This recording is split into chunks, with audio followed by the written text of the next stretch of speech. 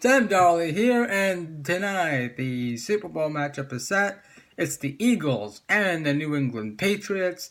New England eked out a 24-20 win over the Jacksonville Jaguars, and the Minnesota Vikings blew the doors off. Not the Minnesota Vikings.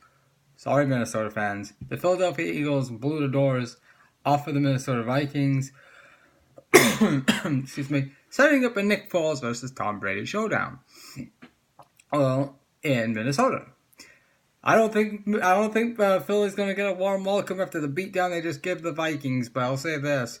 Philadelphia, in my opinion, is honestly the most balanced team I've seen in quite some time. They can run the ball. They can beat you with their defense. Nick Foles can make plays with his arm as well as his legs. This is going to be an interesting game against New England because New England is very balanced too.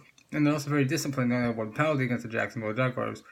But I'm looking forward to this Super Bowl because this is a good shot at redemption for Nick Foles. I mean, Nick Foles was traded, was let go, sent packing to the Rams. And, I mean, this is when Chip Kelly was coaching the Eagles. Chip Kelly brought in Mark Sanchez. Nick Foles was cast aside. He ended up with the Rams. That didn't work out. He ended up with the Chiefs last season. That didn't work out either. He ended up back in Philadelphia. Howie Roseman, great job as a general manager, and it essentially saved their Super Bowl hopes when Carson Wentz went down with an injury. If Carson Wentz was healthy, I think they would be the hands-down favorite to beat the New England Patriots. I still think they're the underdog because Foles has never played in the Super Bowl and Brady's played in 5.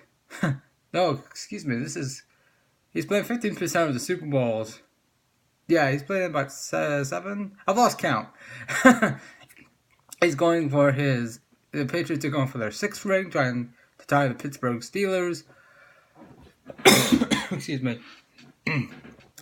But what a game. I mean, Case Keenum, just a disappointing end after a great week in the division round. Great play in the division round to beat the New Orleans Saints.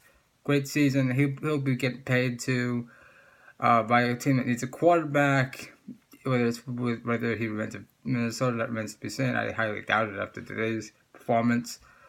But the Eagles, like I said, they can beat you so many different ways. They've got a good special teams unit. They've got a solid quarterback. Foles can beat you with the deep ball. They figured out a system and a style of offense that's going to help him be successful. And that's really going to help him in Minnesota against New England. Obviously, New England's going to have time to get ready for him.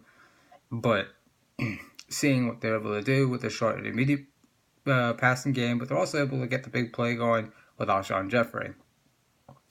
But like I said, Philadelphia can beat the run game with the Giants. They got a good special teams unit. There's not a lot of weaknesses, and they do have a great defense. And it really starts up with the pressure up through the middle. And tonight, they blitz Case Keenum a lot. This is exactly what teams should have done with Blake Bortles all season long. It's what the Patriots should have done today. Get to them in a second. But today's example of always what you do against a solid, pretty meh backup quarterback. No offense to Case Keenum, but he had a season to tell the grandkids. He had a great season, but at the end of the day, under pressure, the Eagles really did their homework under pressure. Case Keenum had a QBR of 5. So what did they do? They blitzed him a lot. They blitzed him up through the middle with Fletcher Cox, and it was just all downhill for the Viking offense. And like I said, they're just so well-rounded, Philadelphia, and that's why they are the number 1 seed. And they were the number 1 seed with Carson Wentz until he got hurt. And again, that's just bad luck. But I think, to me, Howie Roseman and Doug Peterson saved the Eagles' Super Bowl hopes when they signed Foles, because I think Foles is a very good quarterback. And I said, and I believe it a long time ago when he signed with the Rams, last year, it was 2 years ago, that, I thought they had a franchise quarterback. And then he ends up in Kansas City. And, I thought, Andy Reid's going to find the quarterback to replace Alex Smith with. And I thought he was actually better than Smith. And so it kind of became a circle of life type thing. He ends up in a full circle and ends up back in Philadelphia, saves the number 1 seed, and ends up sending them to Minnesota for the Super Bowl.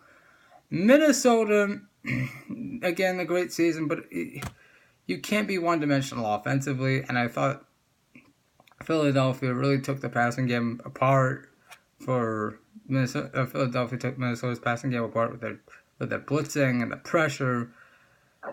They really didn't get a lot. They didn't really generate a lot of offense down the field. In fact, they only scored 7 points. So really no offense at all.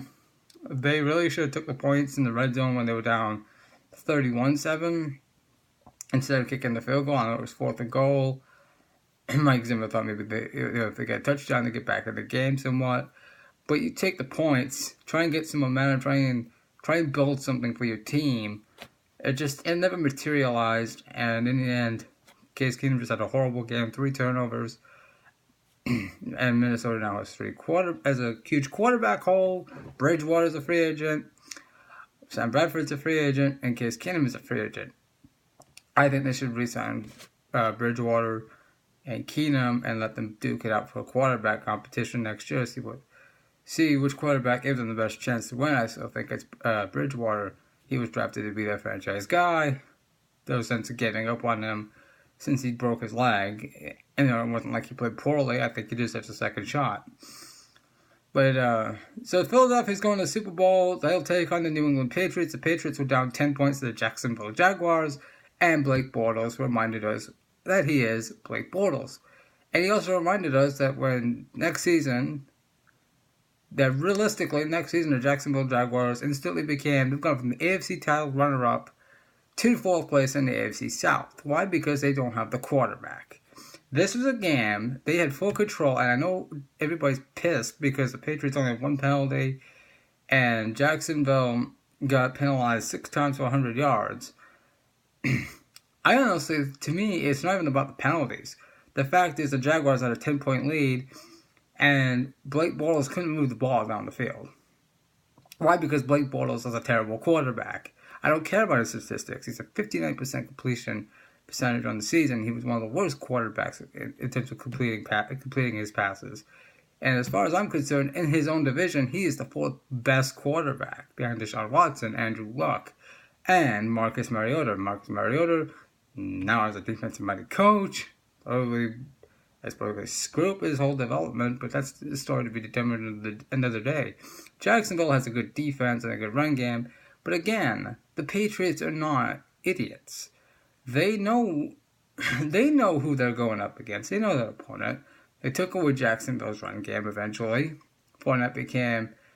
I wouldn't say Fournette was a big factor. I mean, like I said, they jumped off to a 10-point lead. It looked like the Jacksonville Jaguars were going to pull off the upset. But there was 3 drives in this game that I really thought the Jaguars had a chance to put the game away, and they didn't. And at the end of the first half, they had a minute left with 2 timeouts remaining. And instead, and this is why I know that they don't have a quarterback. Doug Marrone elected to take a knee and take the lead into the half instead of trying to drive down the field and kick the field goal at least. Kick a field goal, just at least get some points before the half and try and keep momentum. Instead, he likes to take a knee, take the 3-point lead into the half, and Jacksonville ends up losing by 4. What if Marrone showed faith in Bortles? And then that was actually the moment that I realized that even Doug Marrone doesn't believe in Blake Bortles. And I think Jacksonville, like I said, Jacksonville has a solid defense, really good defense, but they don't have the quarterback. And that reminds me a lot of the game the Texans had in Foxborough in the divisional round in last year's playoffs. They played a great defense, they ran the ball, they kept the game close, gave themselves a chance to win the game in the 4th, but again, Brady took over. This was the game, same deal, great defense, game was close. Bortles had chances, just didn't make any plays. He didn't make the plays when it mattered. He did in Pittsburgh, but Pittsburgh is not well coached, and I'm being realistic here. The realistic reason why the Jacksonville Jaguars were playing in today's game at Foxborough is because Houston was hurt, Indianapolis was hurt, and Pittsburgh, like I said, is not a well coached team. I'm not trying to be disrespectful to the Jacksonville Jaguars. Well, we just know that Blake Bortles is not a good enough quarterback to get you to the Super Bowl. And you saw it today. And even Doug Marrone had no faith in him. So going forward, Jacksonville needs a quarterback if they expect to have a real shot at next year's a contending next season. Otherwise, they're going to be probably the fourth best team inside their own division. And they'll probably come back down to earth and be an 8-8, 9-7, maybe even 7-9 type team.